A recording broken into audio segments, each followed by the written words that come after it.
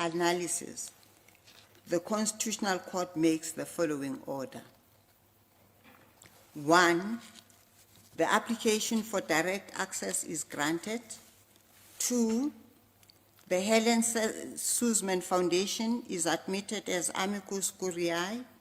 3, it is declared that Mr. Jacob Gedleyihlekisa Zuma is guilty of the crime of contempt of court for failure to comply with the order made by this court in Secretary of the Judicial Commission of Inquiry into allegations of state capture, corruption and fraud in the public sector, including organs of state, versus Jacob Gedleyihlekisa Zuma. Mr. Jacob 4, Mr. Jacob Gedleyihlekisa Zuma is sentenced to undergo 15 months imprisonment.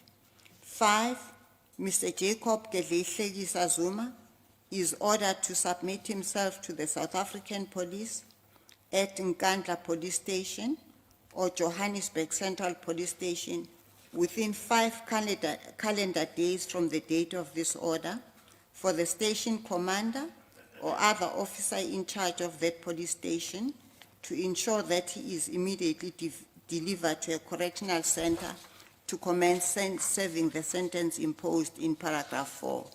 6, in the event that Mr. Jacob Gedleyihlekisa Zuma does not submit himself to the South African Police Service as required by paragraph 5, the Minister of Police and the National Commissioner of the South African Police Service must, within 3 calendar days of the expiry of the period stipulated in paragraph 5, take all steps that are necessary and permissible in law to ensure that Mr. Jacob Gedleyihlekisa Zuma is delivered to a correctional center in order to commence serving the sentence imposed in paragraph 4.